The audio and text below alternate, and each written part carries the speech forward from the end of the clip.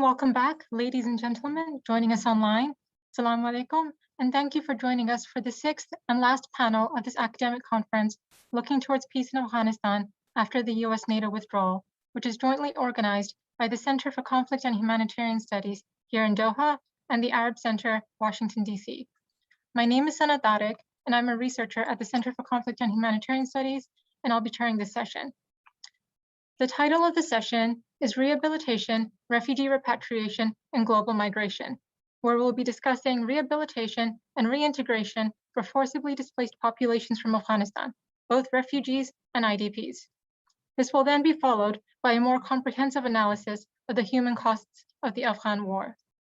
For this discussion, we have with us this evening a group of brilliant researchers, some new rising stars, as well as long-established experts. But firstly, I'd like to draw your attention to the simultaneous interpretation that's been provided by this conference. It's provided in 4 languages: English, Pashto, Dari, and Arabic. If you look at the globe icon at the bottom of your screen, to select English, you can select English. For Pashto, you can select Pashto. And for Dari, please select Chinese. And for Arabic, please select Spanish. So this panel will discuss forced displacement of Afghans and prospects for rehabilitation. Afghanistan is the largest voluntary repatriation operation that has ever been carried out by the United Nations High Commissioner for Refugees, the UN's Refugee Assistance Agency, with over 5 million Afghan refugees repatriated since 2002. But in recent years, the situation has deteriorated. Voluntary repatriation has declined.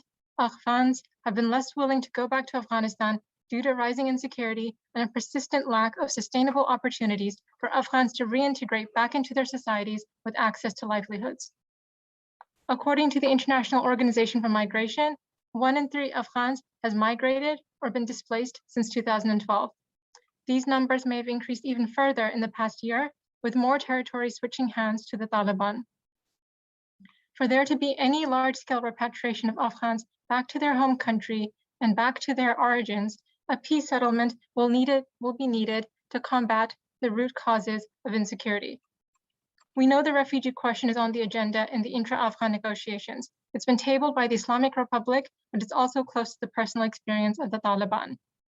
In any case, this issue will not be fully resolved during the negotiations, and it will require coordinated policy engagement for many years. And we've organized this panel to develop the foundations of that discussion at this timely moment. I will now introduce the panelists in speaking order. First, we'll have a group of co-authors, Professors Ali Wardak, Kate Williams, and Balash Kamruzaman from the University of South Wales, and their colleague Yasin Ayubi at Deakin University in Australia. And then we'll have Hamid Hakimi from Chatham House, and finally, Antonio Danini from Tufts University and the Global Migration Center at the Graduate Institute in Geneva. So I'd like to take a moment to remind the audience that our Q&A feature on Zoom is open to accept questions from the audience at any time. So first, we'll start with the research team from the University of South Wales and Deakin University, with Professors Ali Wardak and Kate Williams delivering the presentation. Ali Wardak teaches criminology at the University of South Wales and is a fellow of the UK's Higher Education Academy. He has published extensively on comparative crime and justice and been the recipient of several awards for excellence in scholarship. Kate Williams is a professor of criminology at the University of South Wales. She is also director of the Welsh Centre for Crime and Social Justice and has published widely in the field for over 30 years. So Professors Wardak, Williams, over to you.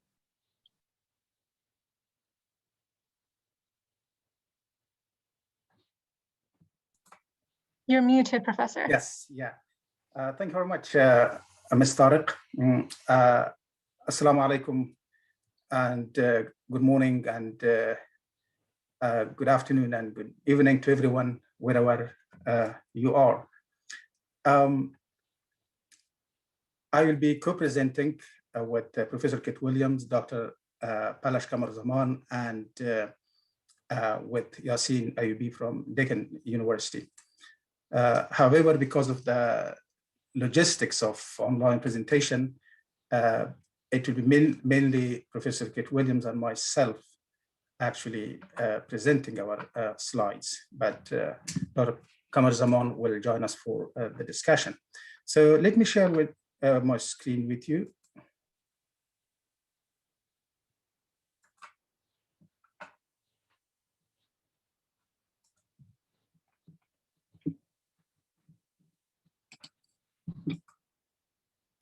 Can you see my screen? Yes, we can.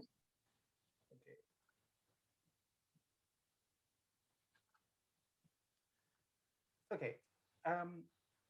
As you can see from the screen, the title of our presentation is War and Internally Displaced Persons in Afghanistan in Search of Lasting Solution. This presentation is mainly divided to two parts. In the first part, I'll be speaking about the causes of internal displacement in Afghanistan, but also local and international responses to IDPs or internally displaced people. But then I'll be looking at what are the fundamental concerns of IDPs. Then Kate will be examining much more complex issues, especially the connection between displacement and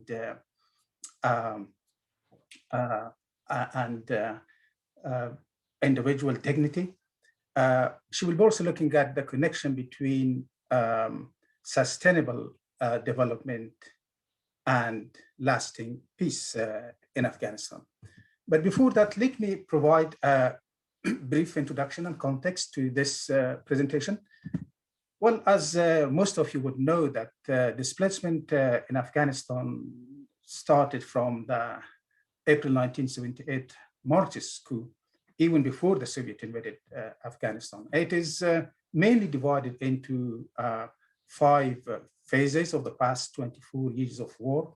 And of course, it is beyond the scope of this presentation to examine each phase and to look at the figures of refugees and internally displaced people. I know Senator Tariq mentioned some figures, the president mentioned figures, but really the situation is much more fluid. People are going and coming, and displacement is taking place as we speak.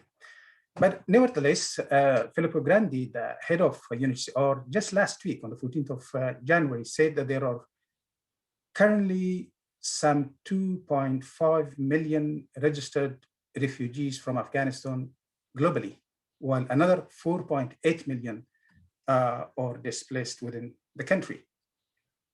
So you could see, in fact, there are almost twice as many IDPs as refugees who mainly live in Pakistan and Iran. Whatever the accuracy of the figure, our presentation mainly focuses on IDPs in Afghanistan. And the presentation is based on our field interviews with 270 IDPs in 8 Afghan provinces, mainly Kabul, Nangarhar, Paktia, Mazar, Kunduz, Herat, Kandahar, and Badakhshan. But also the interviews were conducted with relevant Afghan, local, and international humanitarian aid providers. These interviews were further complemented by staff survey, when I say staff, aid official staff and aid workers and IDP surveys, but also we conducted for a few dozens of case studies. We call it storytelling interviews.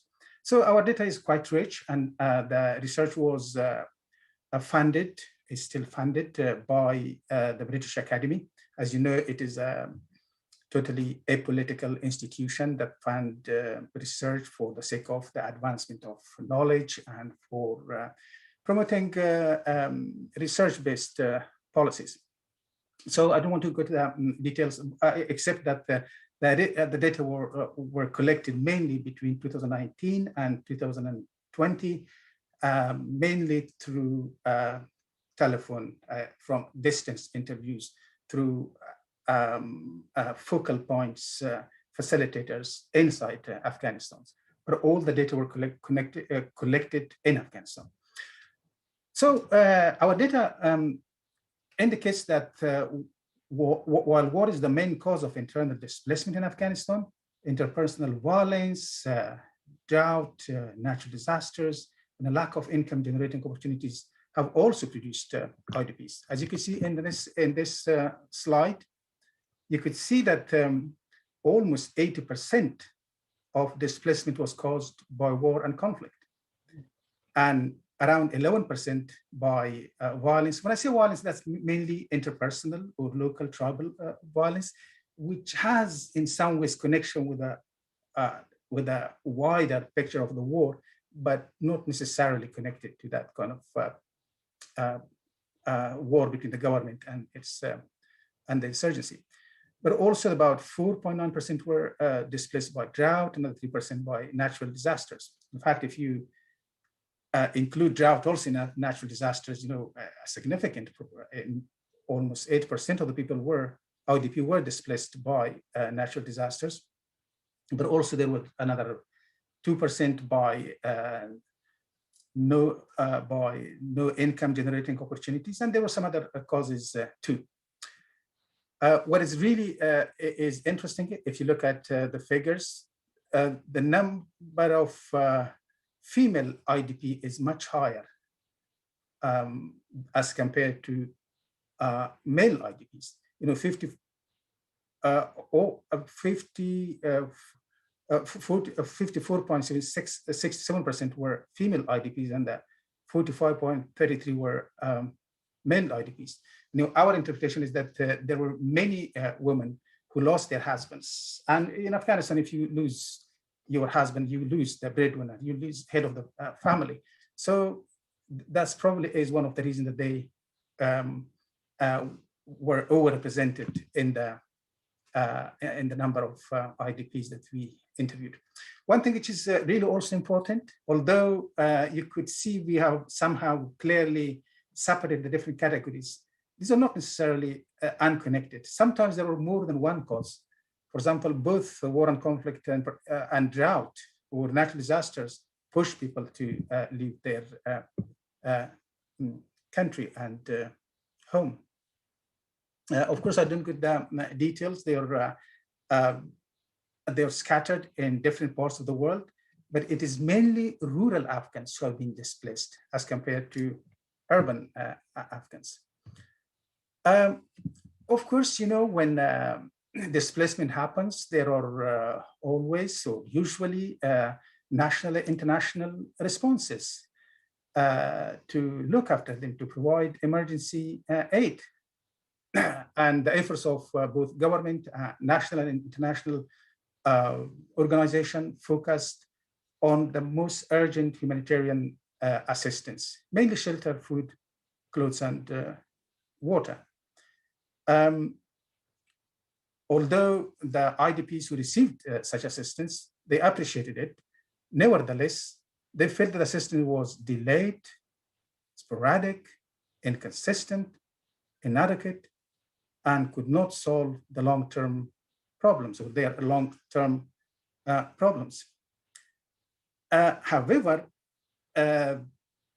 the aid providers, both government and internationals, they have different views, as our findings further show that while only 17% of IDPs say that humanitarian aid they received completely or mostly covers their most important needs, 85% of humanitarian and government staff believe that this was the case.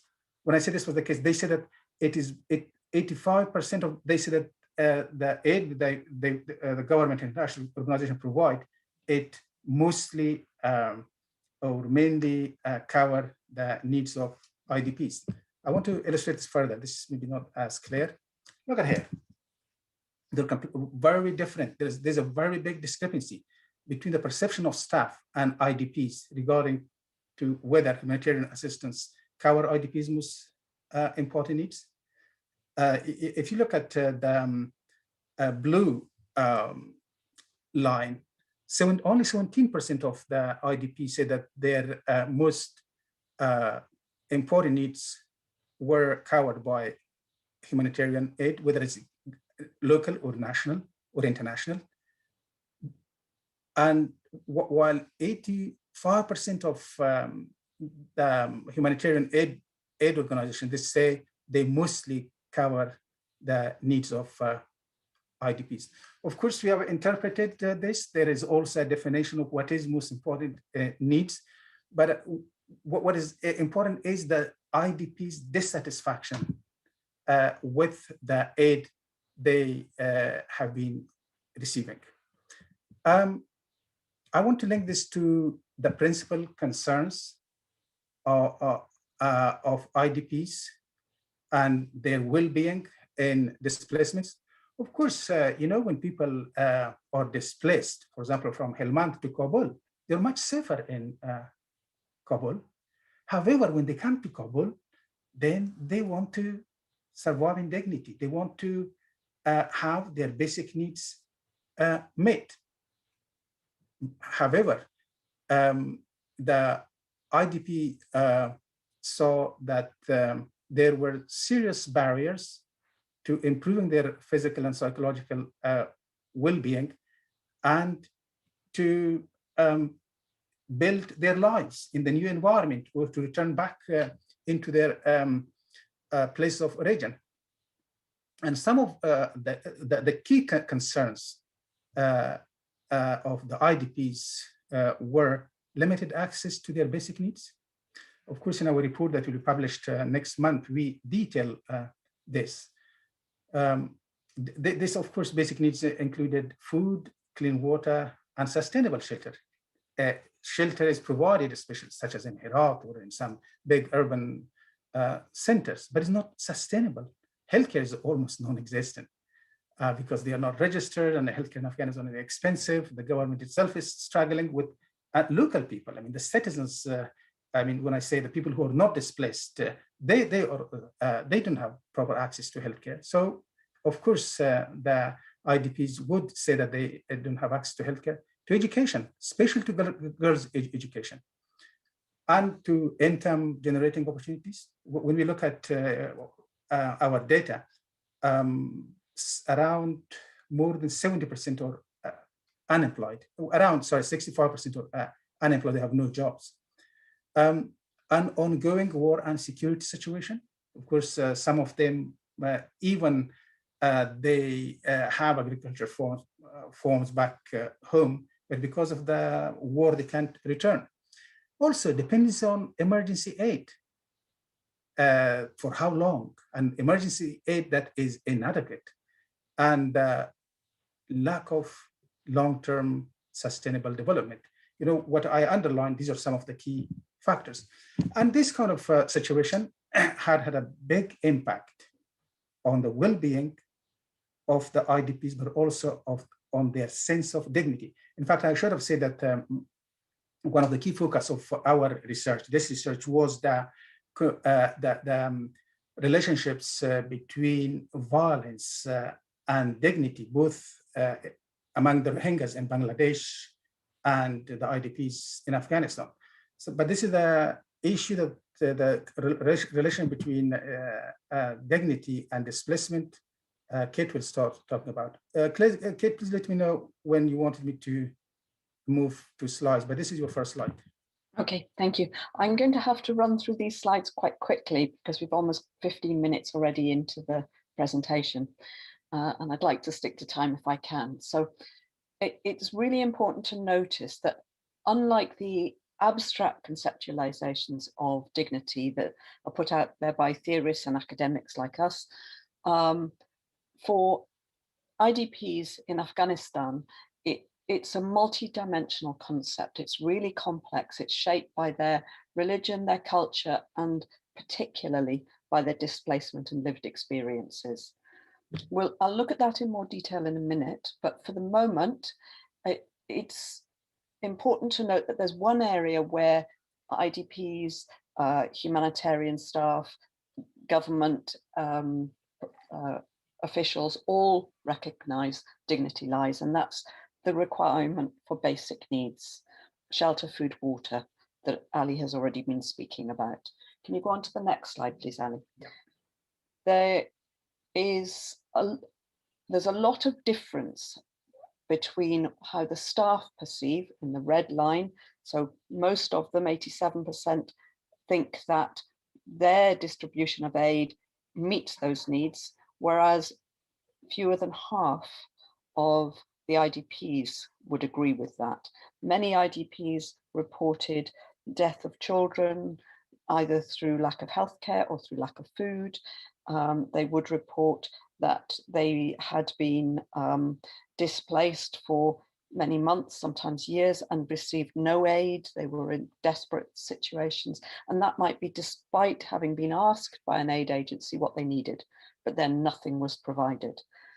So many are in abject poverty, in really dire situations. Can you move to the next slide, please?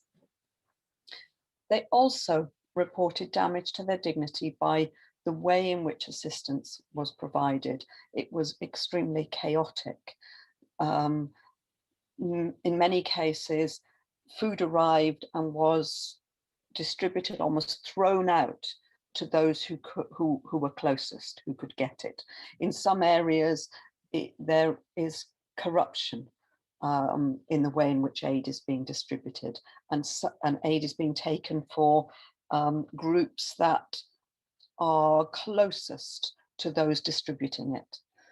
There's a mistreatment and abuse by staff, and so some women in particular reported rape, but other abuses as well, and bad negative treatment by staff. There's a lack of consideration, importantly, for IDPs' culture and for their religion and values. And those all were major problems and majorly damaged dignity for IDPs. Can you move on, please, Sally? So their perceptions of dignity, you can see from this slide, are completely different. The IDPs have a wealth through, they want prosperity and wealth, but they want prosperity and wealth that they provide for themselves. So they want self-reliance, self-sufficiency, protection of their lives, their homes, their families, so a peaceful existence. They want to enjoy freedom and rights, mutual respect and compassion, and a lot of them don't enjoy that. They may be in badly treated by local people that they've moved next to.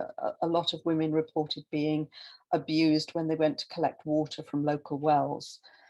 They want their religion and Islamic values respected, and particularly in receipt of aid, women again suffered very badly in this, and they wanted their children to be educated. Very, very important. The self-sufficiency and self-reliance requires jobs and training and a leg up on the ladder towards small businesses. Humanitarian staff spoke of a very narrow idea of dignity. So they were obsessed with organizational rules and respect for international human rights, but not the dignity that the local people argued.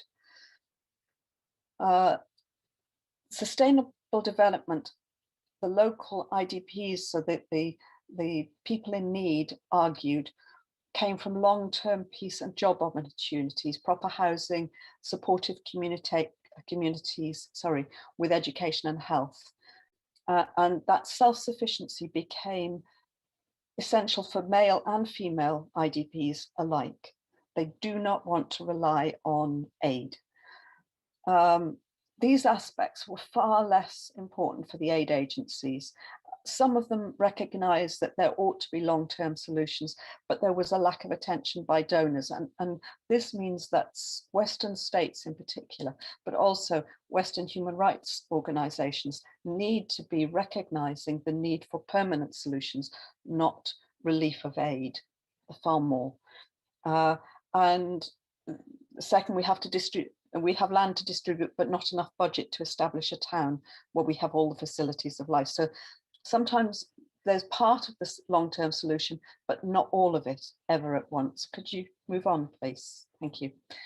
The IDPs called for support in 10 areas, and these are the areas. So provision of land and sustainable shelter, construction of clinics, schools, basically communities, capacity building centres, construction of roads, factories and power stations, restoration of housing, roads and land, agricultural assistance, education for all the children, girls and boys. There were very few that argued that there should be a difference in the education. Provision of employment opportunities, capital investment for businesses, skills and development and peacemaking, and all of these became extremely important. And they map onto the 2030 Sustainable Development Goals pretty much in line. And these people would never have read those goals. Can we go on to the next, please? I'm sorry to interrupt, Professor Kate, Yeah, but you're at time, so if you could please wrap up. Yep. Short-termism prevents long-term resettlement and reintegration. It sustains dependency and it prevents the whole of Afghanistan advancing in their sustainable development goals. Next slide. Most people, about 2/3, want to return to their homes, but even those who don't, they want a sustainable provision where they are. Next slide, please. It must enable IDPs dignity in their future, in a self-sufficient future. We've got to have displacement is a consequence of war, but it also contributes to war. It makes people more likely to be recruited onto one side or another, and all sides are recruiting.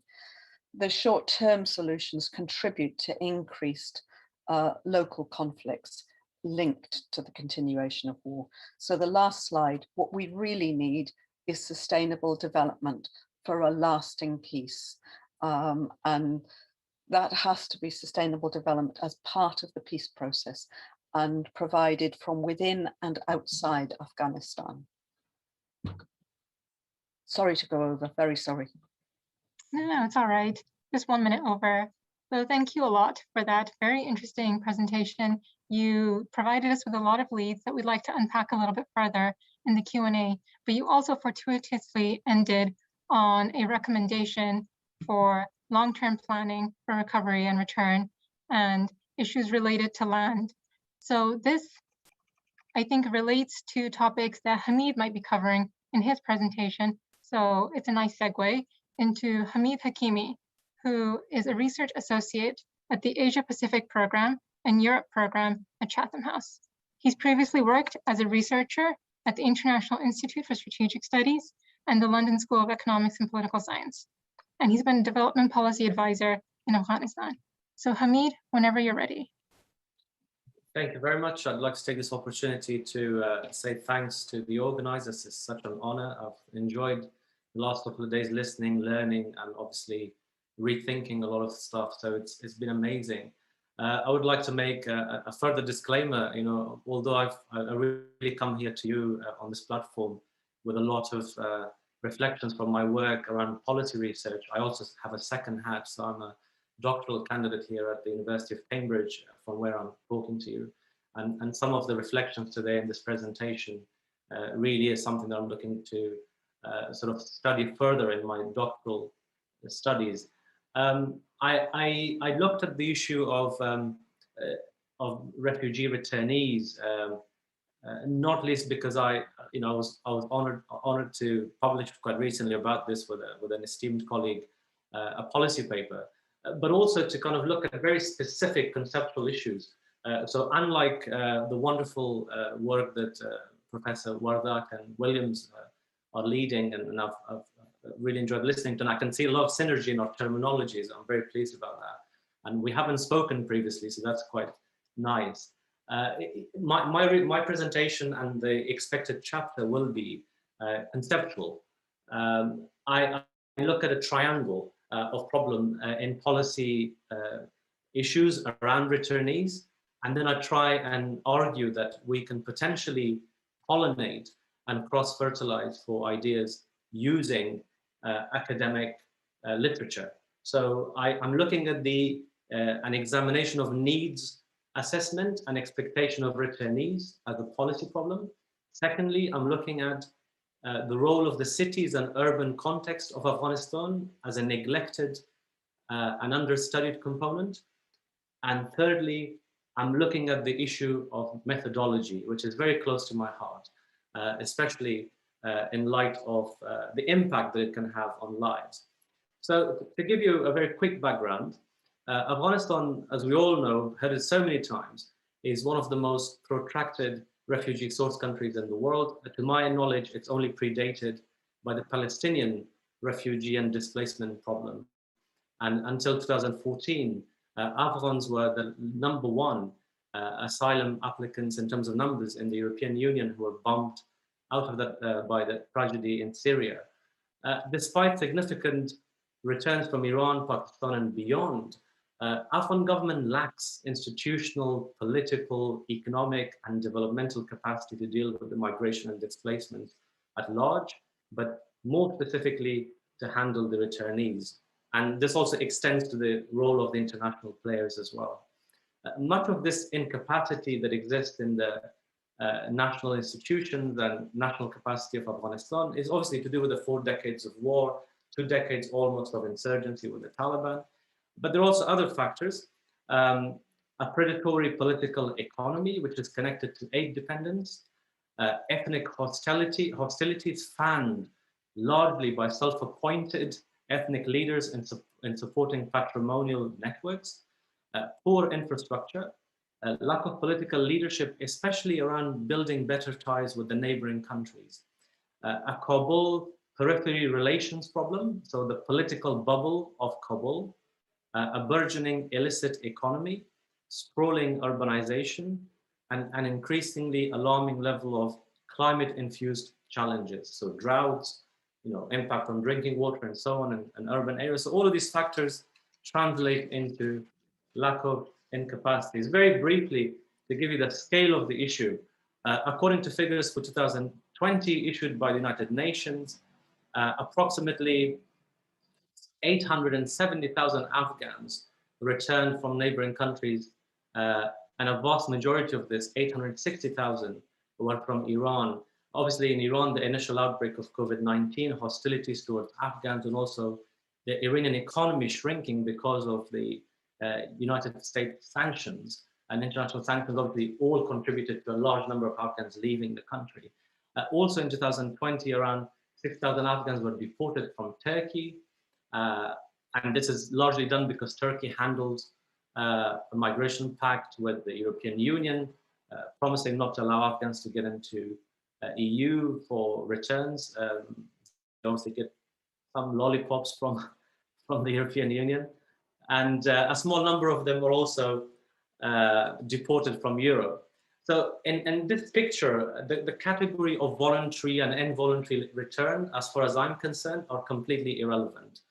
Because the only factor that is there and it's real is the push factor. So whether we're talking about Afghans being returned, Afghans leaving, Afghans being displaced, it's largely done because of push factors. There are factors that force people to do that. So now the 3 problems. So city and the urban context. For various reasons, but mainly due to a change in the demographics, socioeconomic, and amenities landscape, many returnees settle in the expanding settlements that circle major cities like Herat, Jalalabad, and Kabul, and beyond. In some cases where the returnees can, they also settle within the very congested settings of these major cities. But how much of an effort is being made by the donors, policymakers, policy research, and academia to unpack the phenomenon of the city and what urban context in Afghanistan really means? So firstly, we need to bring into focus the city, the urban context, and urbanity. So by urbanity, I mean basically sort of a city-related lifestyle. We need to understand all of these phenomena when we talk about returnees. We need to do this by challenging inherent assumptions in the policy and academic literature on the city. We need to tap into the city's potential as a key factor, a key variable, in my view, that will determine the future of security and insecurity and violence in Afghanistan's future.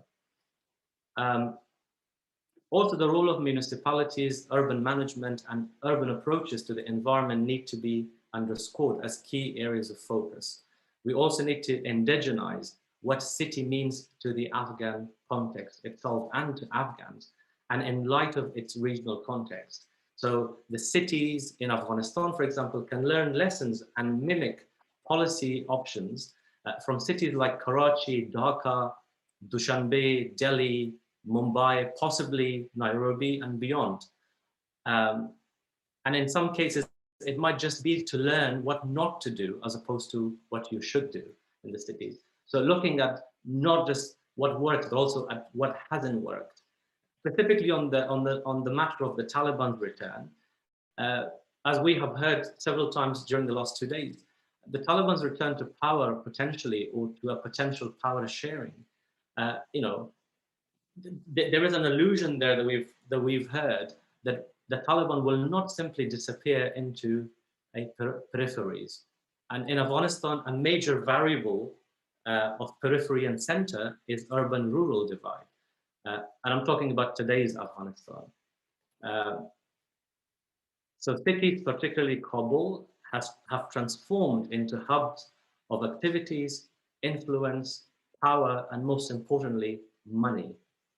Any expectation that large numbers of the Taliban-affiliated returnees from Pakistan in particular, for example, would go to the rural areas, in my views, is misplaced. In most cases, we might see that some Taliban leaders and middle to senior ranking Taliban would try and copy the lifestyle of the Mujahideen leaders of the last 20 years, who maintain sizable bases in Kabul or provincial capitals and also keep a tap and link with their districts of origin. So then looking at the understanding of micro level or bottom up needs and concerns and expectations of these returnees, what are some of the conceptual issues here? So recent analysis, including in a paper that I co-authored in 2020 and one by Mixed Migration Review, they point to the fact that the issue of returnees is a multidimensional issue. Now that was just referenced in the preceding presentation on the IDPs as well. So individual experiences are often marred by multiple displacement, and therefore both needs and expectations upon return are very complex, requiring a comprehensive lens. So existing mechanisms addressing the needs of returnees, including by the UN and IOM funded initiatives, have a semblance of kind of a one-size-fits-all approach. I think we kind of heard that in the preceding, in the last presentation as well. This is largely because the agency and views of returnees do not influence the policies that are formulated to address refugee returnees. A significant hindrance is obviously the issue of resources and funding, increasing the issue of access to returnees and insecurity in the country. But looking at the policy instruments and details, and I've had, like I'm sure most of you, looked at a lot of these policy documents, there's kind of a striking hint of kind of self-congratulatory messaging by the donors and by the Afghan government and the implementers, on the one hand, defining the problem, then putting all these milestones in writing that they have achieved. So almost kind of self-congratulating. And this happens while in reality, the returnees are stranded in endless cycles of miseries, having to deal with financial, health, social, gendered, employment, and psychological insecurities. And cutting across all these insecurities is the reality of marginalization in society that a lot of returnees are faced with. So how can we better understand the needs and expectations of returnees? And how can we address current policy insufficiencies by taking inspiration from some academic approaches to capturing the problem of returnees? The first one is, in my view, strengthening methodological and data approaches. A relatively good quality policy research paper that I was looking at recently by an international organization had taken only 50 qualitative interviews with returnees in 2 provinces only, and only one of those provinces was neighboring one of the countries from where the returnees were coming. Although the report specified in kind of in the sidelines of it that it had limitations and clearly stated that it was not quantitatively representative of the returnees' expectations, this kind of report is widely used by international and Afghan policymakers to make sort of do policy considerations, and it actually does influence, even though evidence is quite thin. There's a pattern of turning up at the arrival points and doing hasty conversations with returnees or handing them questionnaires Then international organizations work through specialized consultancies to deliver contracts for pre-designed research with hypotheses that are often developed in advance away from the returnees agency, or an advanced hypothesis that then drives the research. So Afghan government has also adopted a starkly lazy approach to data generation and data collection. And so they rely also on the internationals for research analysis. Afghan civil society organizations and experts are often engaged for what I call local perspectives, and then also as connectors, not as key components of research or to bridge Western research methodologies with the micro, meso, and macro realities of Afghanistan. This is a glaring failure of the last 20 years, in my view, whereas research methodologies, both in academia, but specifically in policy research, have failed to indigenize in Afghanistan. So it's not indigenous to the Afghans.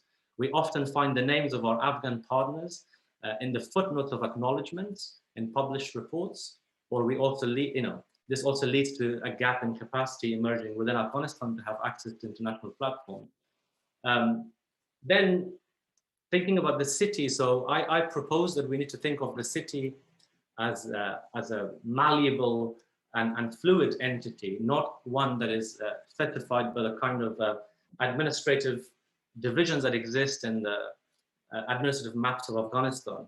So here we can take some inspiration, for example, from Lewis Wirth in 1938, an American sociologist who, in his seminal essay, Urbanism as a Way of Life, argued that cities, that the influence of cities are beyond the physical boundaries of the cities, and how urban life is not constrained by physical demarcations only. For him, the category urban, cannot be accurately represented by the number of people residing in the cities. The reason for his argument was that he saw the city not only as an indicator of demographic presence, but also as a central component in economic, political, and cultural life of people. So we see, for example, the impact of cities like Jalalabad or Herat or Mazar-e-Sharif. The impact just, it permeates districts, it permeates population centers beyond the specific boundaries of the cities. Also, we need to think of how the cities in Afghanistan, especially, but broadly the city phenomenon, has a relationship with the periphery non-city settings in terms of the movement of both physical and virtual, of people, images, money, waste, and ideas. So ideas from the city, rubbish from the city, technology, money, these things all permeate and impact life beyond the boundaries of the city. And that's certainly true for places like Kabul. There's also so much more that I can talk about, but it gets a bit too abstract, so I'm gonna skip it. But very quickly, the city historically is situated under the sovereignty of the state, but it has evolved in many places into a critically active player at the forefront of contemporary challenges that are often beyond the nation state's ability to address. For example, on climate, the mobility of people and urban development and meeting the United Nations Sustainable Development Goals, cities have come to take a lead in tackling global challenges and creating their own networks of influence and relationship. So secondly, I would like to talk about how we can approach needs assessment slightly differently. So here I argue that we need to understand the security and insecurity on the individual subjective level that groups and individual returnees feel. So in this case, security becomes both the reality and perception of stability, safety, and socio well-being by individuals and groups. So how do people feel when we speak to them about their security and the places to which they return, as opposed to telling them, do you need water, do you need electricity, do you need X, Y, Z? So giving them the agency to talk about what they feel secure or insecure about in their environment. So the key aspect of this subjective security is that the feeling, the absence of dangers to one's not just needs, but also worldview and norms. We know that, for example, some returnees say that they've lived, for example, in a city all their life. They can't just be expected to turn up and then go and live in a rural village in Afghanistan. because they just can't fit in there anymore. Their worldview is different, or at least they think it's different. Then we also can actually benefit from and reconceptualize understanding of subjective security in order to operationalize, definitions that can help us understand the needs of the individuals. Lastly, on the methodology, I can say so much, but I'll just put kind of a few sort of ways forward points here. One, we need to indigenize research by working with Afghans on the ground and ensuring they have agency to direct research, analyze, and also direct analysis and contribute to the findings. We need to enhance working relationships with civil society organizations, especially those who are not only Kabul-based and NGO-wise, projectized programs, but that they also enjoy broader connections across provinces. We need to bring in a number of Afghan institutions and various organizations to create synergies, for example, by building local capacities and cross-checking the approach that we take to research. So we, for instance, can bring in the huge number of Afghan higher education institutions, both private and public. We can work with think tanks on the ground, Afghan think tanks. We can also benefit from the presence of media organizations. They can all contribute and create a synergy to help us think through research. We also need to engage with those whose worldview may be opposite to our adopted Western, possibly liberal, cosmopolitan values. So be prepared to hear voices and that are opposite to what we believe and might be antagonistic. We also need to put do no harm at the forefront of data collection. And I'll end by saying that there was a very wonderful phrase that Dr. Iris Elliott here at the University of Cambridge coined. She called it parasitic swallows. And she said that this is where research and data collection becomes a method through which the respondents are treated as objects whose stories, lives, and experiences become our commodity to sell through our analysis and our publications and through our audiovisual material that we produce. And I think we can all aspire to avoid parasitic swallows. Thank you. Thank you very much, Hamid. You've offered a lot of interesting analysis, and we'll be glad to examine it even further in the Q&A. A reminder to the Q&A and to our online audience that you can submit questions whenever you like, so please feel free. So finally, the last of our presenters, we have Antonio Danini. He worked for 26 years in the United Nations in research, evaluation, and humanitarian capacities, and he was the head of OCHA in Afghanistan, 1999 to 2002. One of his more recent publications includes The Golden Fleece, Manipulation and Independence in Humanitarian Action. He is now a co-founder and member of the Executive Committee of United Against Humanity and a visiting fellow at Tufts University. So, Antonio happens to be on our panel today for displacement and rehabilitation, but his presentation covers much broader policy areas and really is a very fitting end to this 3-day conference. So over to you, Doctor. Thank you, Sana, and thank you for the organizers. I will join everybody who said that this was a very interesting and fascinating conference. And I'm not only honored to be here, but also I found it very interesting. So as Sana said, my presentation is different because I'm looking backwards rather than looking forwards. And it's also different because I'm not going to talk about research that's already completed. I'm going to talk about research that's only started. And the starting point of this research is the fact that there's been progress over the past 10 years in terms of documenting the direct impact of war on civilians, battlefield deaths. And Afghanistan has been one of the trendsetters in this area. But the indirect and accumulated consequences of war have only recently begun to receive attention.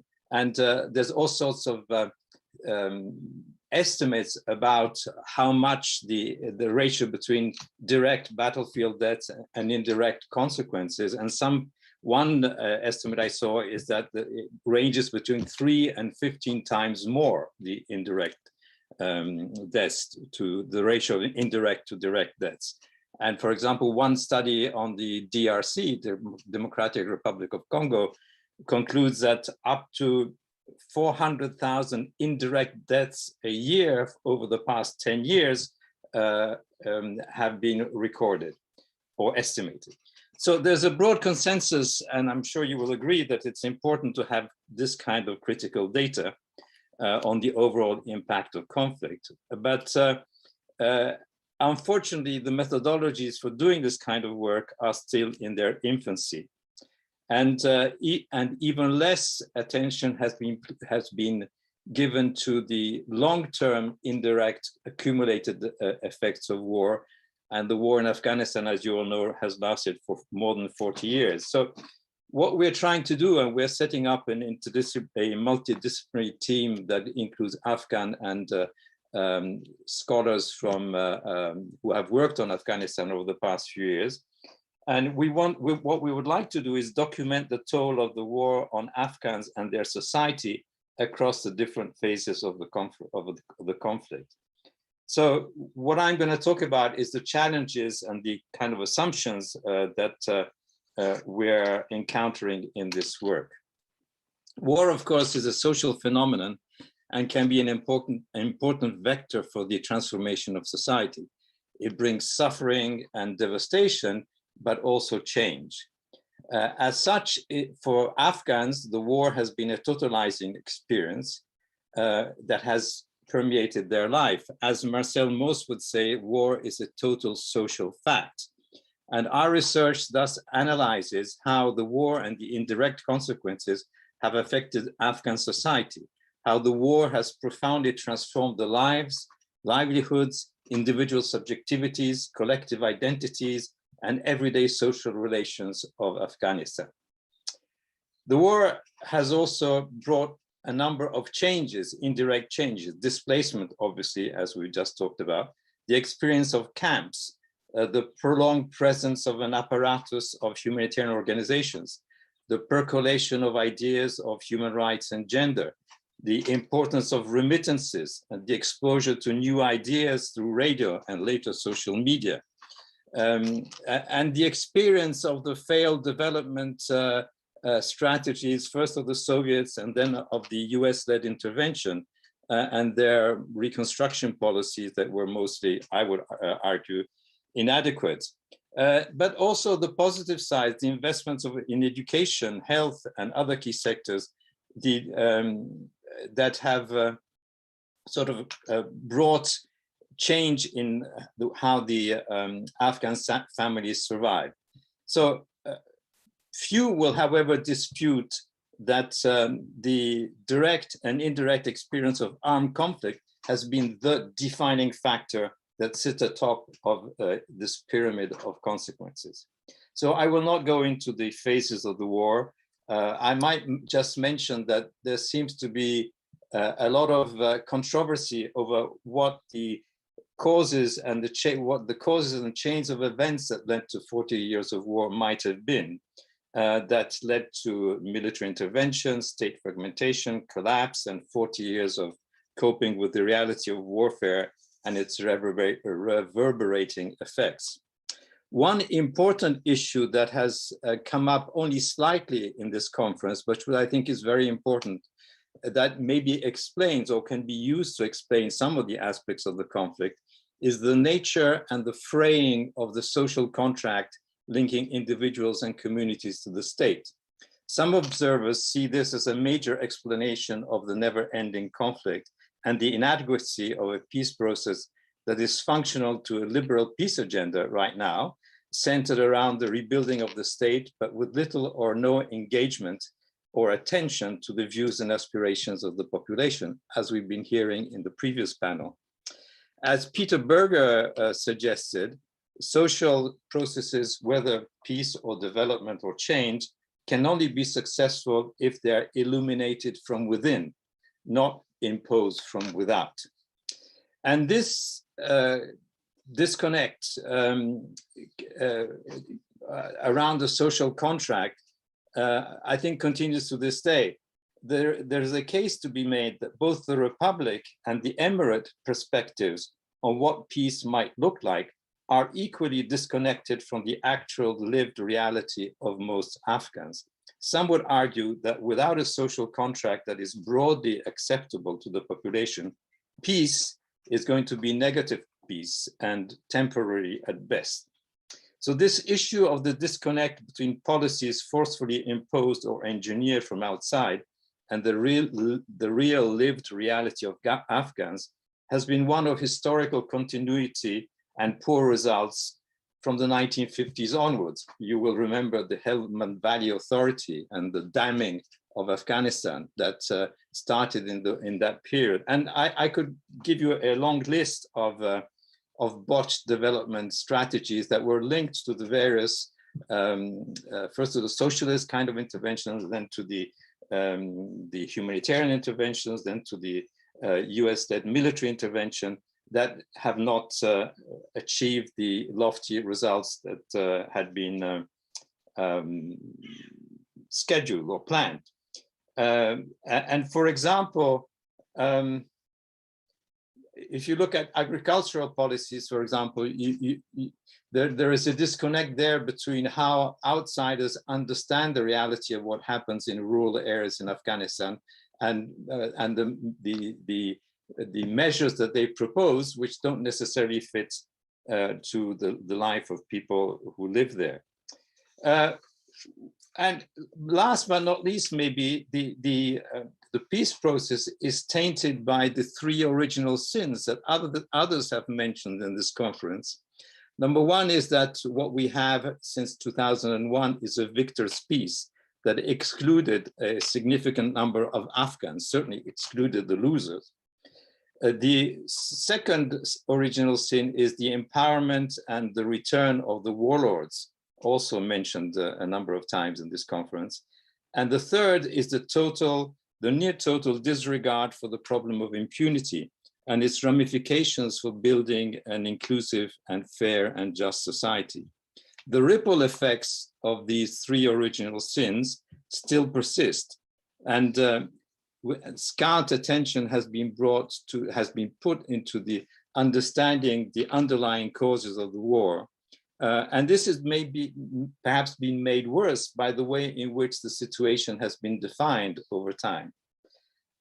Afghanistan still suffers from a number of tropes which even those who enunciated them must have known were false, like Afghanistan is a post-conflict country. We heard that a lot in 2001. The government is legitimate. We are on the right track, but problems continue. Afghanistan is a rural country and livelihoods are based on agriculture. The common theme of these narratives is that they ignore the complexity of the realities that confront Afghans and their external partners. Just to take one example, it is true that the majority of the population still lives in rural areas, but that does not mean that all the livelihoods are agricultural based. To begin with, we don't have very reliable census data. Moreover, recent studies show that in rural areas, there is an increasing dependence on remittances from abroad rather than agriculture or land. At the same time, the reality of what it means to be rural has undergone significant change. There is no hermetic divide between urban and rural. The experience of displacement, both internal and external, where refugees and IDPs were located in semi-urban or urban environments with improved access to services, had significant transformational effects.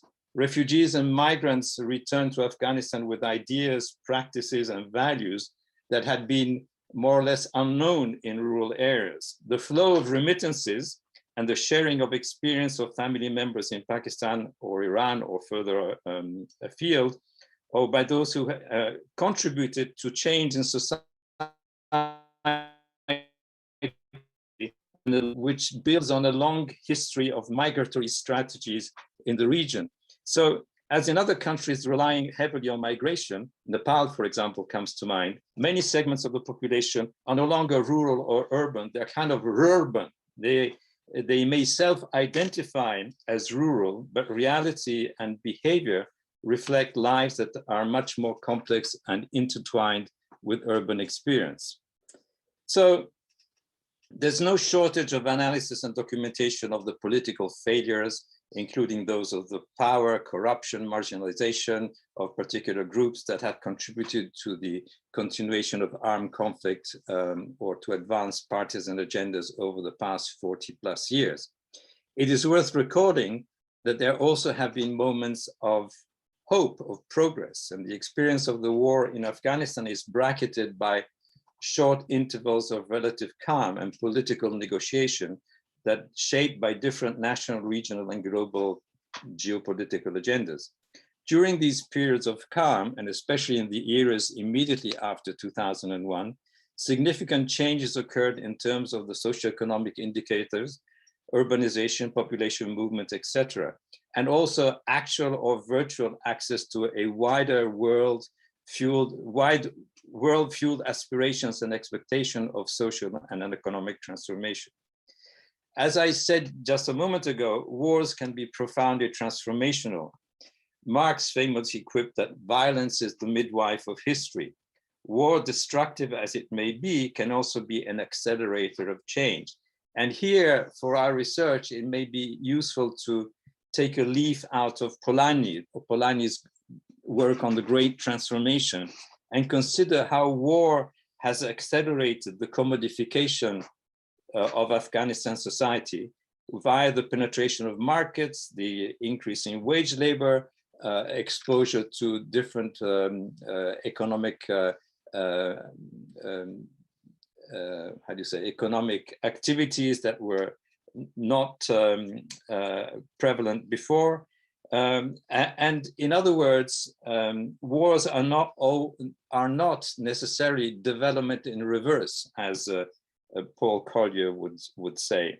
So wars may foster new political and economic relations and may very well transform or overcome old system of oppressions. For example, many people have noted that the fortunes of Hazaras, historically downtrodden and marginalized minority, have changed as a result of 40 years of war.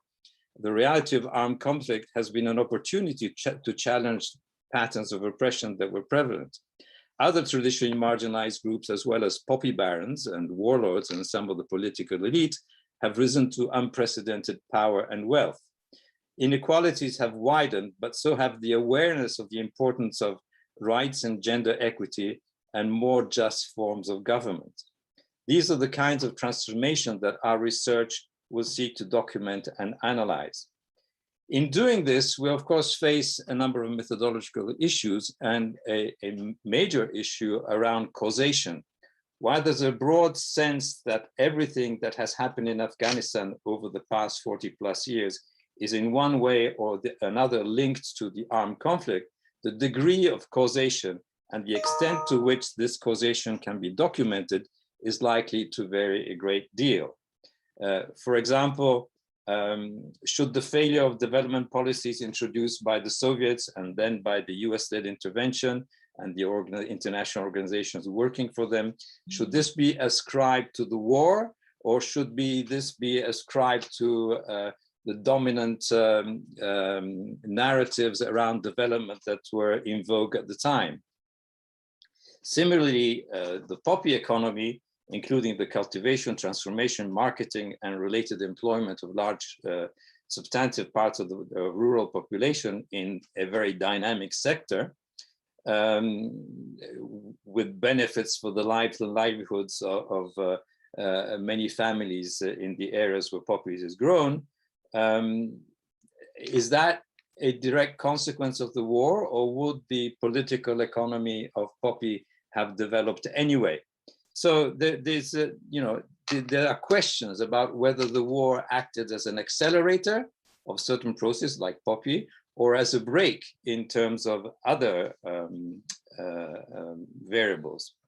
So much of this will not knowable with certainty, but the objective is that, or the assumption is that we will be able to problematize these issues based on the best available data, quantitative, but a lot of qualitative data as well. And to provide a credible global and sectoral picture of the consequences of war. But of course, a number of caveats will need to be put forward. So why is this important? I think that in Afghanistan and elsewhere, there's been a major effort, as I said, to document civilian casualties, battlefield deaths, direct deaths. But we don't really know much about the long-term impact of war and how this relates to internal decision-making and to the activities, actions, and policies of external actors. So we hope that this research will not only be producing innovative and interesting material, but it will also lead to policy aspects that might help to clarify the long-term impacts of war. Because all this is very depressing, I'm going to finish with a slightly more positive note. It's important to understand the changes that are afoot in Afghanistan. And although the dominant narrative is one around failed intervention, botched reconstruction, and continuing war, ground realities, others have also mentioned, are much more complex. In fact, Afghanistan tends to be much more complex as soon as you start digging. 40 years of war and suffering and the corollaries that came with it, the external assistance, the displacement, the exposure to new ideas, have had brought deep currents of change and transformation to the Afghan society. Outlooks and expectations have changed, even as the majority, whether rural or urban, continues to struggle with demands of everyday life amidst the violence of war. Now, I haven't been to Afghanistan for a few years, but the last time I was there, it was pretty obvious to me that urban social life is much more vibrant than what appears at first sight.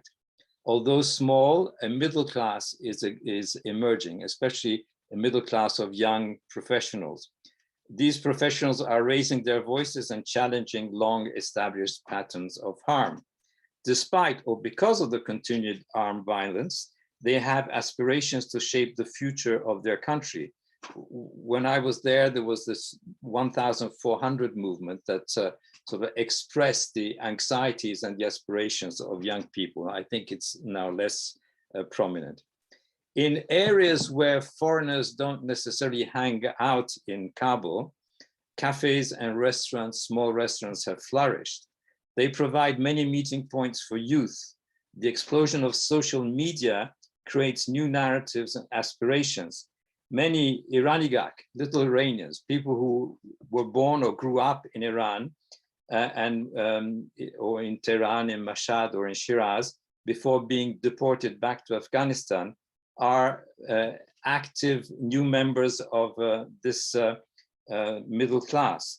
These youth are dating by SMS and reinventing aspects of social life. They are debating whether to stay or to go. And I presume they're debating that much more now than a few years ago. And they teach us that the better futures that they dream of are quite different from what is proposed by the state, by non-state armed actors, by the external interveners, aid agencies, and by the older generations in their families. They tell us that Afghans have ideas, hope, and energy to invest in a different, peaceful, and inclusive future.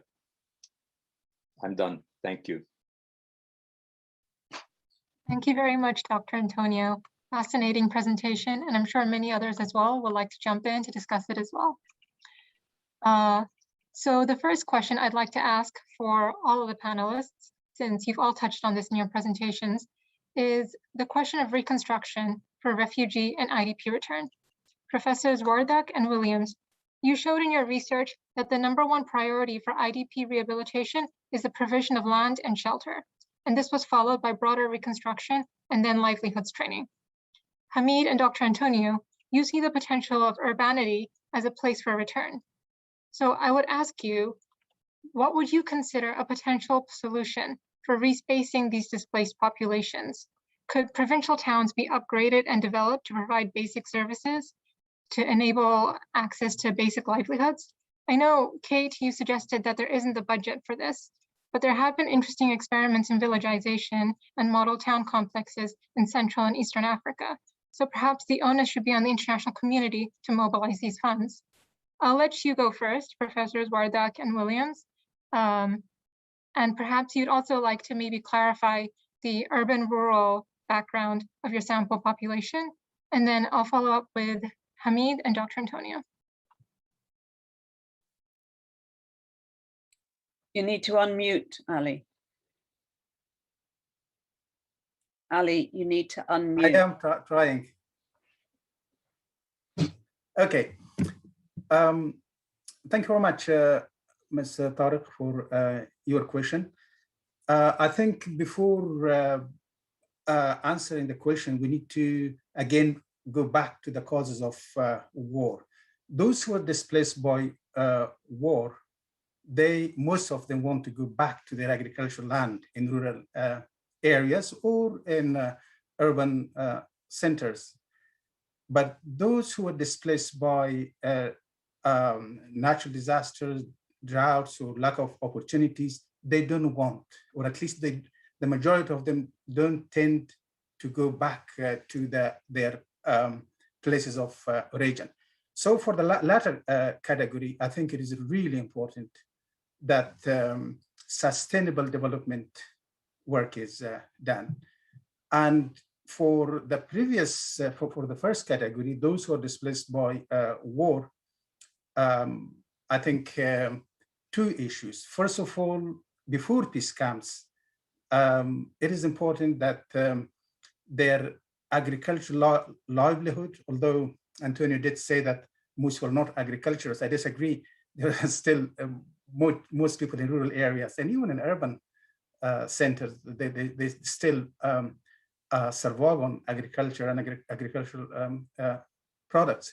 So for them, before peace comes, it is important that they are enabled to revive their agricultural forms, to be able to have human security before physical security. As the kid said at the end, unless there is sustainable development, displacement will further contribute to the continuation of war. Can I say something very quickly? As Ali says, a lot of those who were displaced had previously been farmers, and many of them were willing to go back to that. But even those who wanted to go back, many wanted other types of opportunities to be opened up, and often within their homelands. So Ali's right, a lot wanted to go back, but not necessarily back to exactly what they'd left. They had seen different possibilities, learned from those. And so the idea that Antonio mentioned of smaller urban areas dotted more around Afghanistan might well meet those needs. So building on already existing but smaller towns, not the large cities, might well meet those needs.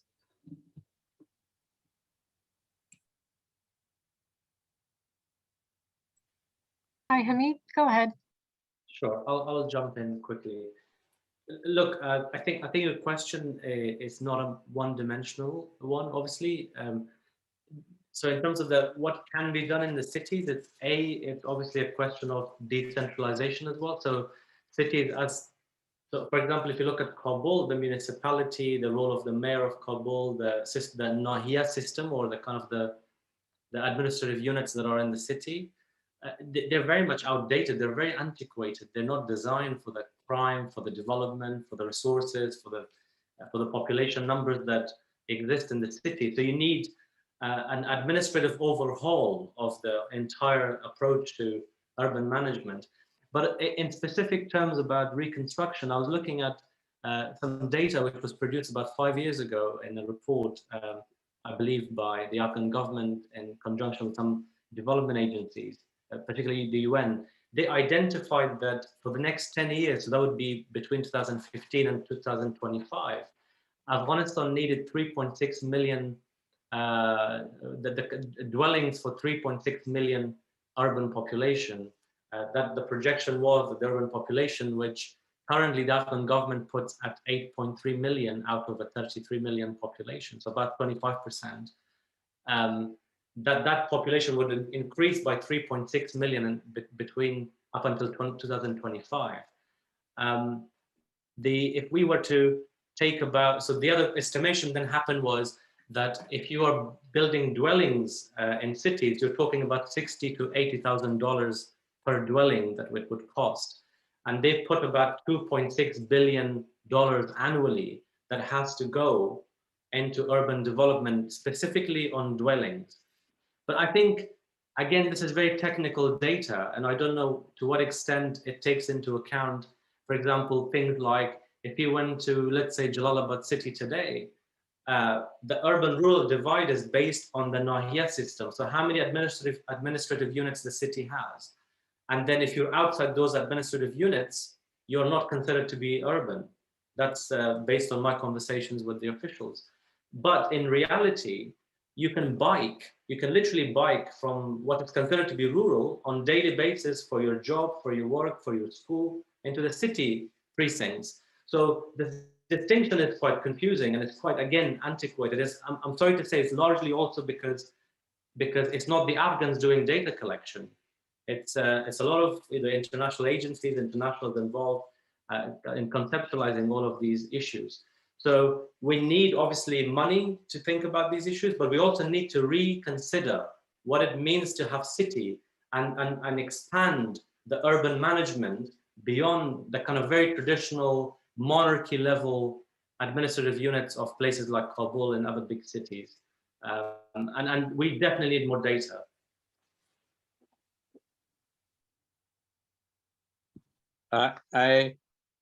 On the issue of urbanization, I'm no expert on urbanization, but it occurs to me that it's probably an urban legend, but at the time of the Loya Jirga, it is reported that President Karzai said to King Zahir Shah, "Your Majesty, in 15 years, Kabul will be like Dubai." I don't know if that was a narrative of desperation or of a dream, but it didn't happen. What we know is that the population of Kabul has multiplied by, at the end of the Taliban period, the population was probably less than 1 million, and now it's supposed to be around 6 or even more million. And the way in which Kabul and its interland, the Somali Plain, interact is, you can argue that people in Somalia are just as urban as people who are in West Kabul. So I think that there hasn't been any real urban planning, whether it's in Kabul or other major cities. There's been lots of investment, but clearly what we have is unsustainable cities. Now, this is linked to what I said about the countryside, because I'm pretty sure that there's a number of studies that show that not everybody who lives in the countryside derives a livelihood from agriculture. There's not enough not enough land and not enough wage labor in most areas where there's been investment in modern agricultural mechanisms. So that's why remittances become very important. That's why migration is in the DNA of Afghans, because even before all these wars started, Afghans would, from Hazarajat, go to Iran for work in winter, or soldiers would go and work for the British in India in the mid 1800s. So migration has always been an important coping mechanism, and I think it's important to recognize the long historical trend of migration. So every Afghan family has family members that have experienced migration in one way or the other. Like every Afghan family has experienced directly or indirectly the war. So these two things tend to go together. Sana, sorry, I just wanted to very quickly also say on this point of urban reconstruction that a key variable is also that the significantly shoot up of the prices of urban properties. You know, somebody was making this, I think Dr. Jennifer Murtazashvili made this point yesterday, that Afghanistan government is the biggest landowner in the country. And when the state was taken over by a certain component of the society in 2001, post-2001, I mean, the first victim was Shirpur cantonment, you know, in Kabul. And it was colloquially called, you know, Churpur, which means, you know, it was looted, basically. It's amazing if you fly over that and you see these amazing houses, you know, they don't belong to ordinary Afghans. So in places like Kabul and other major cities, so the land that is what they call within the map, within the city planning, that particular plots of land are exponentially more expensive than the ones that are outside. But then the state does not, either they don't care or they don't really pay attention to expanding that planned expansion of the map of the city. So what happens is at the periphery of the map, you get all these unplanned urbanization projects, which go ahead anyway. They do still build up. But then at the end of the day, that kind of imbalance of property prices and everything else, you know, it's there. Thanks, Hamid. Thanks, everyone.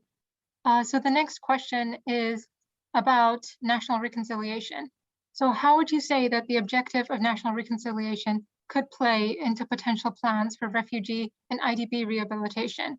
By reconciliation, I mean mixing across ethnic and ideological lines, as well as urban-rural. This is a question that's also been broached in the Q&A from our audience, with a concern, especially with some of the refugees returning from Pakistan, that they're popularly considered by other Afghans to be more likely to be radicalized. So how might reconstruction projects for the displaced potentially deal with these issues?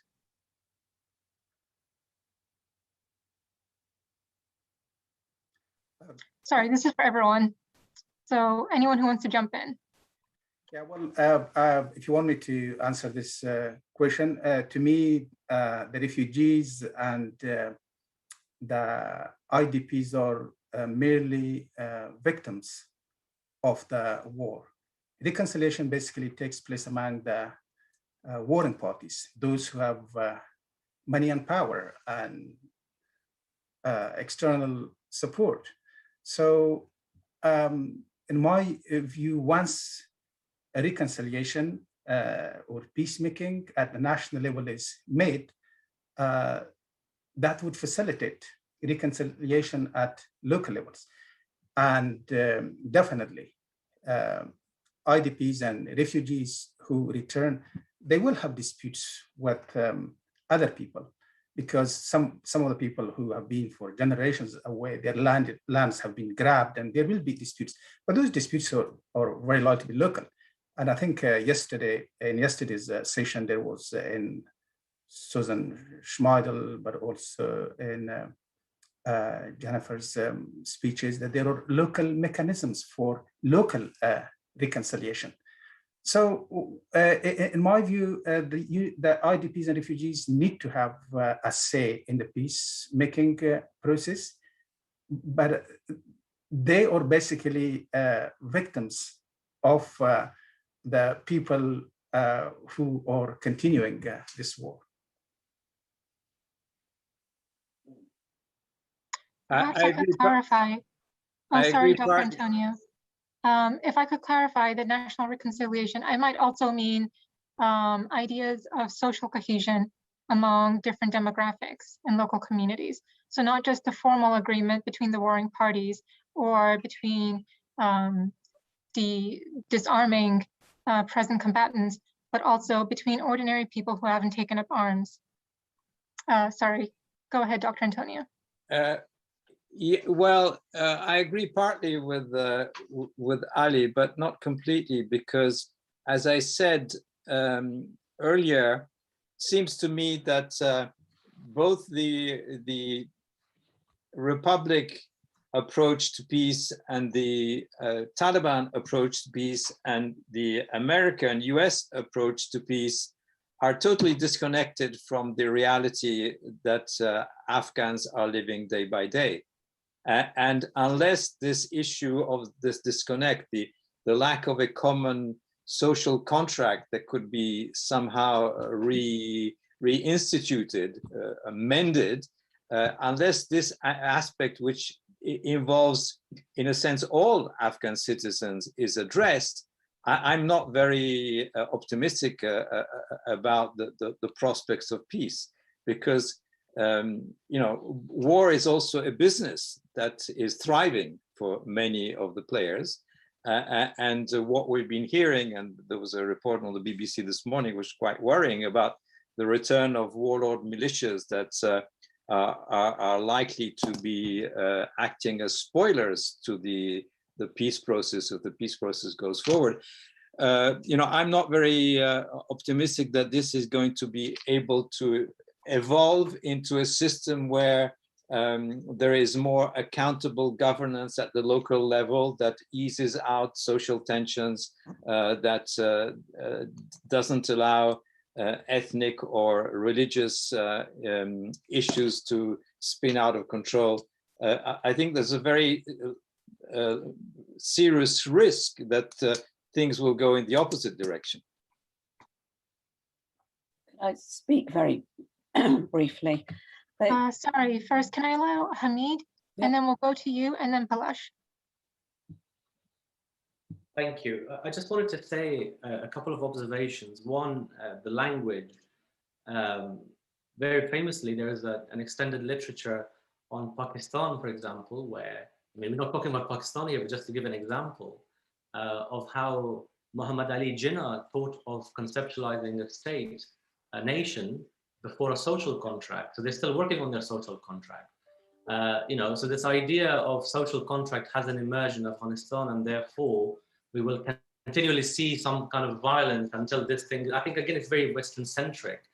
Social contract in Afghanistan might mean completely different to what we have conceptualized it in a sort of, post, let's say post World War II Europe, So there's that one particular observation I'd like to make. Secondly, on the issue of CVE, violent extremism, radicalization, there was at one point a massive industry connected to aid money that actually promoted a particular kind of a lens on what it means to be radicalized. Does it mean to be radicalized simply because you don't like the government in Kabul? Does it mean they're radicalized because you don't remember how the country was run under the Taliban and all you know is corruption since 2001, and therefore you aim for some kind of alternative? So we need to understand these terminologies. What do they mean? They all have political messaging and meaning behind it, like anything. But just very quickly, there was some research done by Afghan analysts that looked at, for example, universities, and there's a big trend to say that young people in universities are radicalized because there was some research that came out and said they're ISIS sympathizers. And then this research actually slowly challenges that. It says that actually up to 70% of the students in university are concerned about their livelihood, about when they leave the university, what happens to their jobs? Will they be able to be employed? And that's number one concern. So I think the same goes with people who come back to Afghanistan. There's no kind of, ideological, as you can see with the Taliban statement and engagement, there is no kind of monolithic Taliban ideology. We interpret them the way we know them. They interpret things the way they see that stuff that's like against them. So the monolithic ideology of the Taliban does not exist. So if you disagree with the state, does not mean automatically they're a Taliban sympathizer. Or if you agree with certain things that the Taliban do, it also doesn't mean that you're a Taliban sympathizer. But then people have been categorized as such because of this CVE industry and political economy that luckily now there's less and less money on that.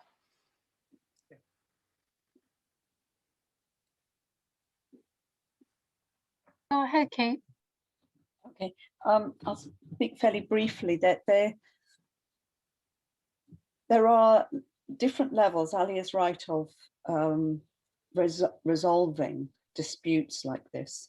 And the only one that seems to be being used in Afghanistan, looking from my perspective as an outsider at the moment, is a fairly top-down one.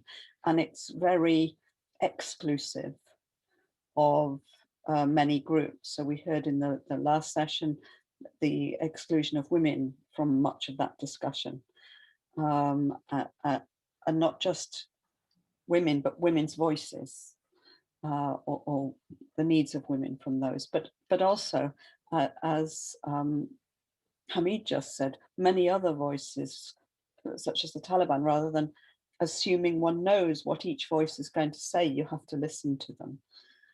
And that's as a top-down scenario, but in many of the successful resolutions of enormous issues like is going on in Afghanistan, there are layers of problems, and there are localized layers and local assumptions. There are local power struggles which all need to have resolutions. So even if the overarching central ones are resolved, those local ones will not be necessarily by the overarching. They will be helped if there's sustainable development. So if there's money into the areas that are still warring, but that won't resolve all those issues. There are underlying tensions. And when people are repatriated, whether that's from Pakistan or from other areas of Afghanistan, they will be seen as outsiders, although they may have been insiders, they'll be seen as outsiders, and you need a resolution to that as well, and an understanding of the nuance that goes with that, that what you see as a radical, they may look at you as a radical. So they might see some of the older warlords as radicals, whereas they are not. And there's that perspective of the viewer, and those need to be resolved probably more at local levels than at the central level. I don't know whether that takes us forward at all.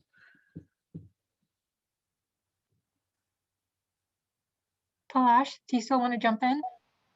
Yeah. I mean, I just wanted to echo with my colleagues, both Professor Wardak and Professor Williams, because I think even Professor Williams was referring to the last session, like when Dr. Barakat has to be brought somebody from Taliban's perspective, that where is Taliban here, right?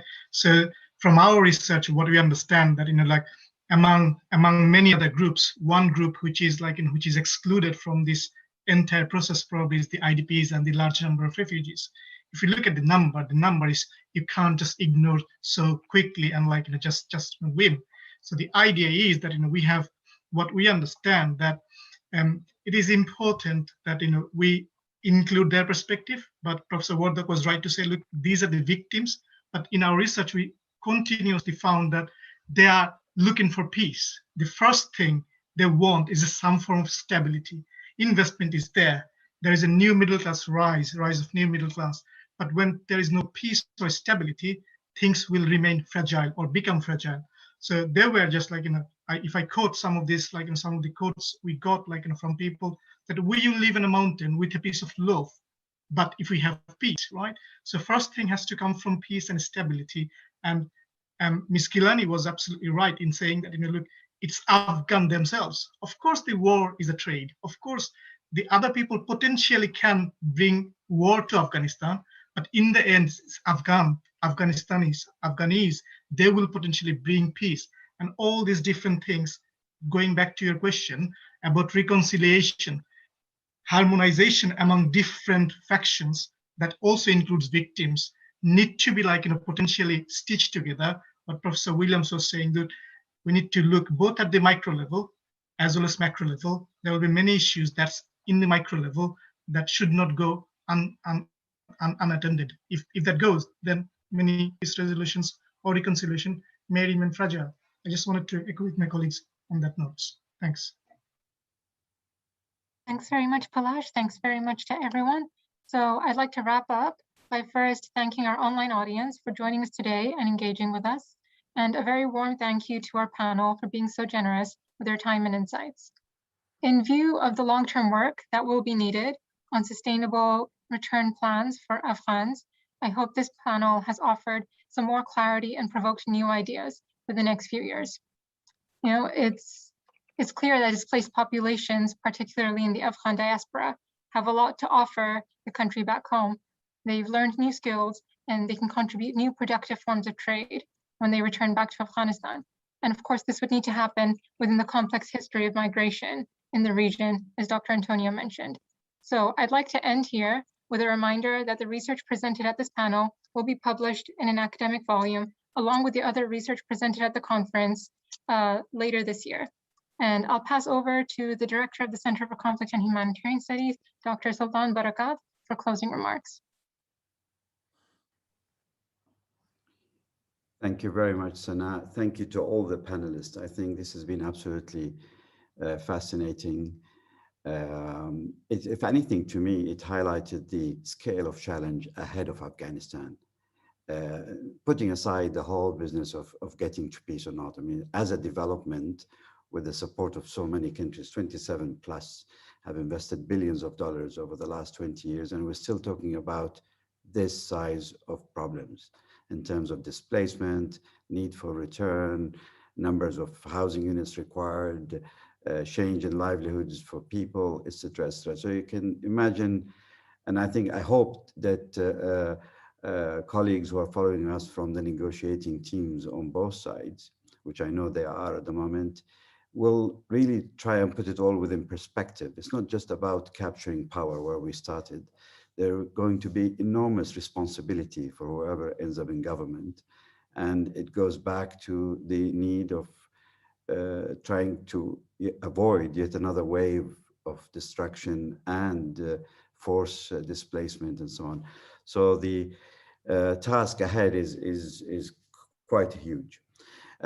Thank you all again. Thank you to Sana. I would like also to take the opportunity to thank Sana, who's been working very hard on this conference with me for the last few weeks. So thank you, Sana, for your help. Before I engage in trying to summarize some of the key issues, Antonio mentioned King Zahir Shah a minute ago, and it occurred to me, why not we ask his grandson, who has attempted to remain in the middle for a long time, to join us maybe for some observations on what he's heard from our panelists over the last few days. Nadir, are you with us? Thank you, Professor.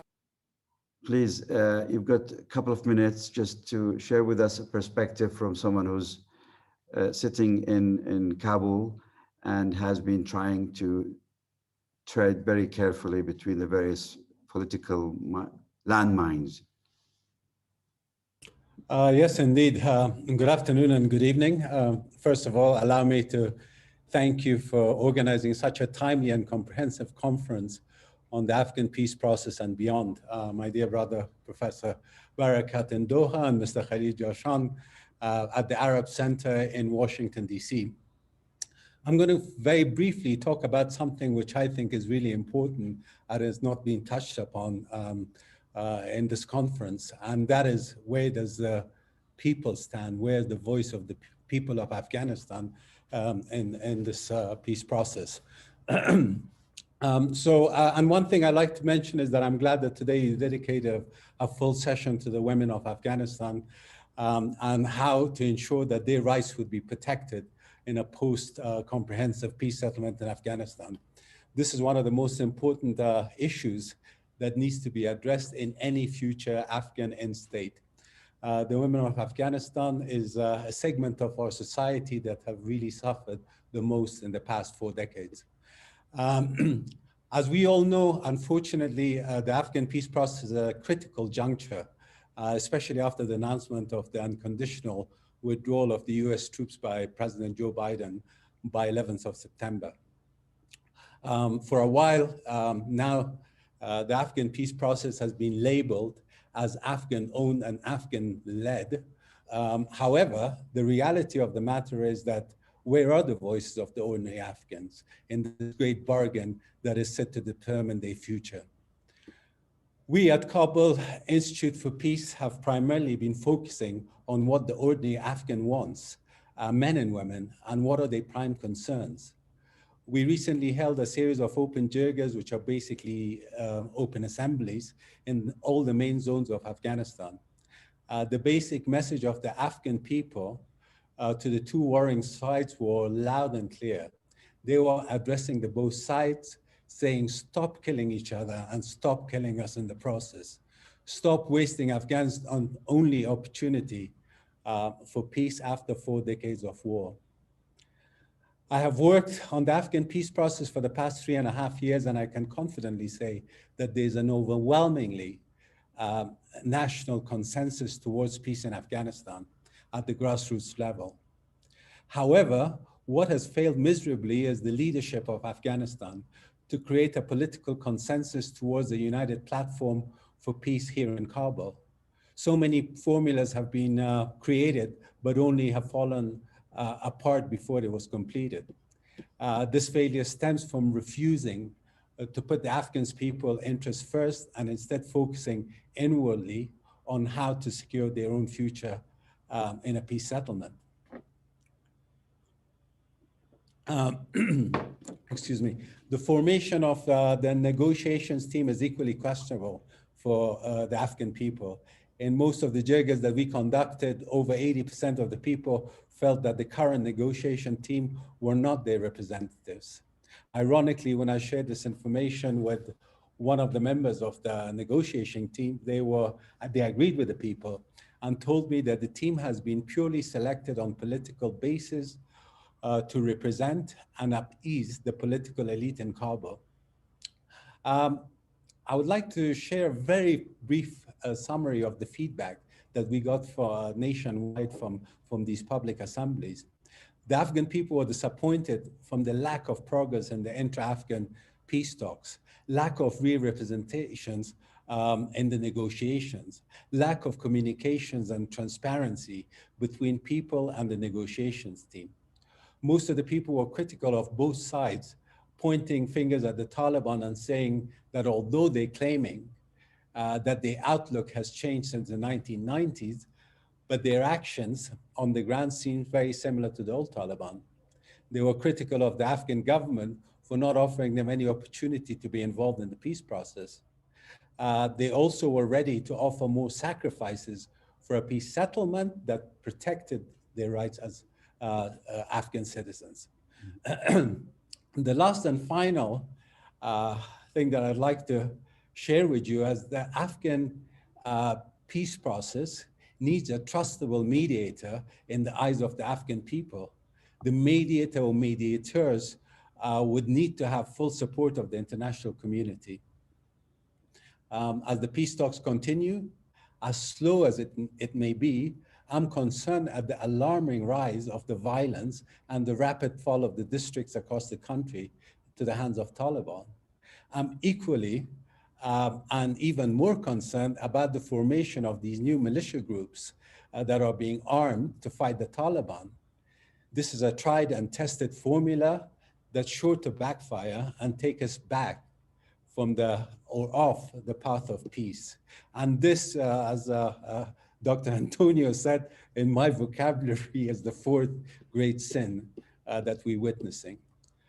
So I would like to conclude as an Afghan citizen by saying that we as a nation are tired of war and demand an end to the current conflict. It should be clear and without a doubt that we cannot reach a peace settlement through war, and a political settlement is the only viable option for us. A peace settlement that reflects the real aspirations of all Afghans. I think I'll stop at that. Thank you. Thank you very much, Nadir. Thank you for sharing with us a third perspective based on your work with the communities on the ground. And it, if anything, illustrates the complexity of the process. And, you know, we often speak of representation and inclusiveness and so on, but there is no formula where you can ever have 100% representation. And you and others know how long it has taken to put the team together. And the same challenge, I think, is faced by the Taliban as well. But thank you very much. I think those are very important points to conclude on. I would like just briefly maybe turn over to my colleague Khalil, or would you like me, Khalil, to continue first? I can see Khalil.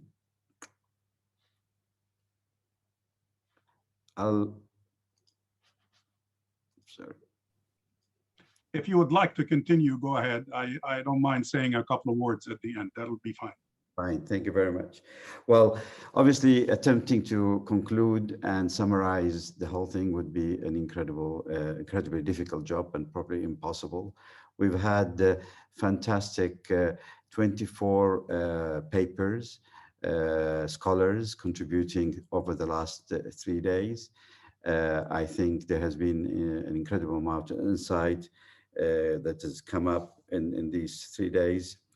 We were very fortunate to, I believe, to achieve at least some of our objectives we set out to achieve, and that is to create a dialogue between research and policy making. We were joined by 3 of the most important policy makers and actors at the moment in the process. Dr. Qahtani on day 1, His Excellency the President on day 2, and Her Excellency Fatma Gailani on day 3, to kickstart the discussion with incredibly important insights and very open and honest, I would say, feelings and sharing ideas with us all. And overall, if I were to look back at what has been concluded or discussed broadly, I think we started by emphasizing the fact that the peace process, although it is going slow, it is still going. And there is a responsibility on all to try and support this, being probably the best opportunity Afghan has had for the last 20 years to make peace. We also talked in some detail that this is not the first time the Afghans tried to make peace. In fact, they have been trying ever since 2002. There's been many attempts that have failed throughout. But this is the one that maybe saw the best global environment, regional environment, and has helped people focus their minds and come together to start those talks.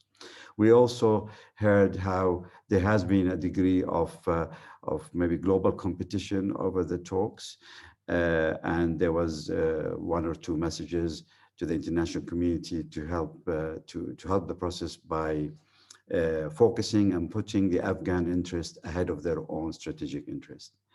We also were exposed to some of the challenges facing the peace process, given the regional dynamics.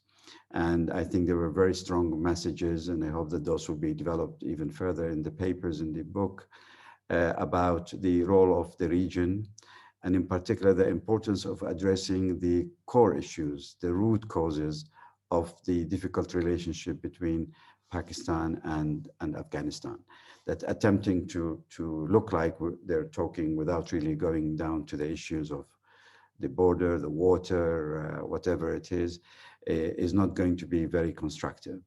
We also were reminded that although the 2 sides, if we were to summarize them for a minute into 2 sides, although they are under the influence of other forces, they're not under their 100% control. They are capable of taking their own decision, and they have been trying to demonstrate their independence to a certain degree, including the way the Taliban movement have reacted to Pakistan over the last year or so. We, in our discussion around governance and the potential future of the settlement and the government that could end up in Afghanistan, we were reminded of the large gap in terms of the overall vision of whether it is an emirate or a republic. But when we dug into the details, in fact, the differences were not as enormous. And there has been, by and large, an agreement, an expression of commonalities, similar ideas around the issue of the constitution.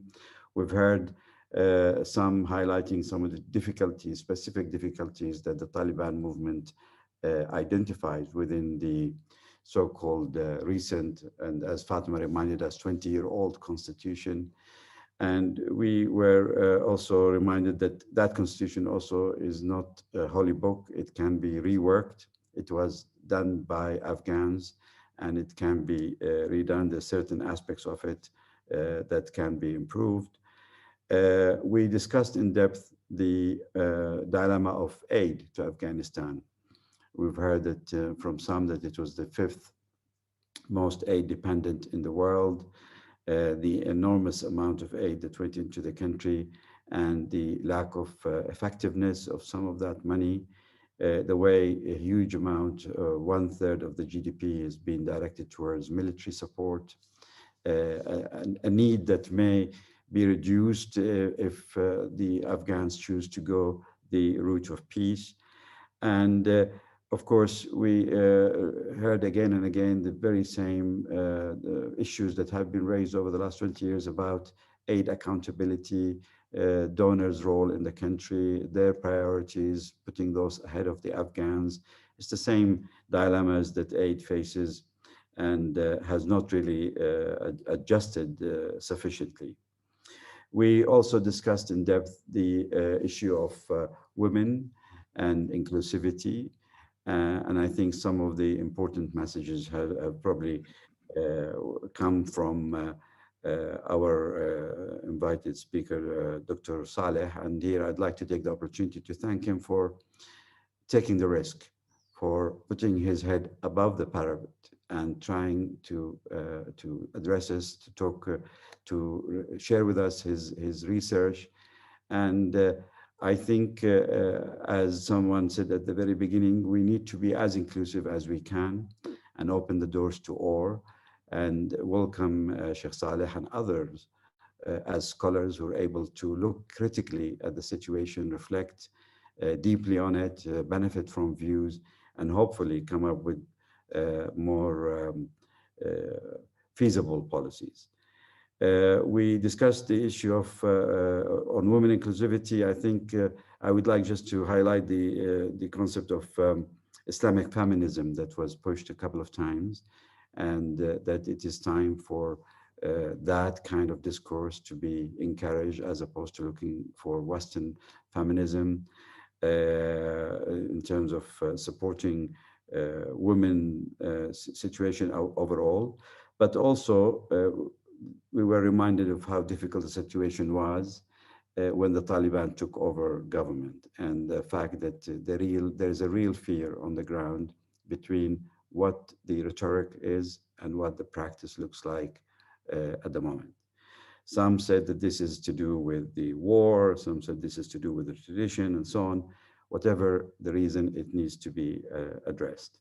And finally, I thought ending this conference by discussing the issue of refugees and addressing the need of almost 5 million people outside the country, and I don't know how many more maybe inside the country being displaced, was very fitting, because it highlighted the amount of the challenge ahead of us. And whoever is going to run the government, and if it is going to be a shared government, has got to face up to this reality. The responsibility is enormous. It's not going to be just a walk into power. And finally, I would like just to remind us all of the wise words of President Ghani, where he said, please help us not to make everyone feel even more anxious, that Afghanistan has got to be taken out of the frame of a threat to the world, threat for security and so on, into something more positive, an opportunity, encourage people, encourage the peace process, and try and be as positive as possible. I hope I have been able to at least touch on some of the key messages. There's much more, and I'm sure my colleagues who've been taking notes would have much more detailed report, which you will be able to find on the website for our center or the Arab Center in the near future.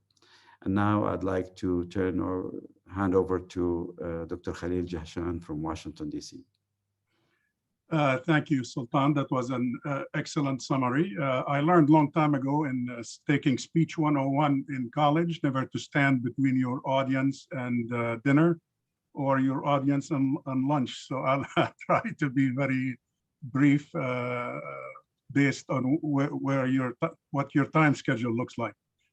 But I would like to say thank you to all the several hundred people that have participated in and out of this conference over the past 3 days. Just wanted you to know that your personal participation was key to the success of this conference. On behalf of Arab Center Washington, we were delighted to have had this opportunity to work with our colleagues at CHS by co-hosting this very valuable conference. And the discussions, personally, I believe since Monday were very informative, intellectually stimulating, and very frank. It was an education for me, who was not and is still not very well versed in Afghanistan issues, but definitely I've learned a lot, and I hope everybody else did. It is our hope that the discussions have shed more light on the very difficult issues facing the people in Afghanistan, as Nader Naeem mentioned, as they strive to basically achieve a common future together and bring about a secure and lasting peace. We're grateful to all you speakers, participants who have spent generously of your time and energy to be with us. We look forward to reading your papers in full. You just whet our appetite in terms of learning a bit more from you. And in concluding, a sincere word of thanks to our colleagues, whether at CHS, Sultan and Sana. It's been really a pleasure working with you. To our colleagues at ACRPS in Doha, to my local colleagues here, particularly Tamara, Lana, Nabil, and the others for your dedication and your Herculean effort in making this a successful conference. It was good teamwork, and thank you to everybody. Thank you very much, Khalil. We must also thank the interpreters. I think they've done a great job. As I said, it is quite a complex task to translate between four languages. And like every good idea, there is always a source of inspiration for the idea. And I would like to acknowledge Dr. Azmi Bishara, who's our colleague here at the Arab Center, and he's the common bridge between us and the Arab Center in Washington, D.C. As you all know, we've been at the CHS very close to the issue and to the talks for the last 2 years, too close to see the opportunity and the need to bring together an academic conference on the subject. And I'm very pleased that Dr. Azmi has nudged us in this direction. And clearly there was a need. And I hope that it will not be the last conference. With your participation, with your advocacy, we need to maybe, hopefully we can have it more regularly, maybe once a year, once every 6 months. We'll have to see. Many of the subjects that we addressed deserve a conference on their own. And we could have more specialized sessions. And we have attempted, and I hope we have been successful, to try and bring to the front as many Afghan scholars as we could master. And I think those who participated from Afghanistan or who are living outside Afghanistan have been important voices. I hope that both sides of the negotiations would have had the opportunity to contact and build bridges with them and get advice and consult on these very important issues facing everyone. Thank you very much, everybody, and hope to see you on our next conference. Take care. Thank you.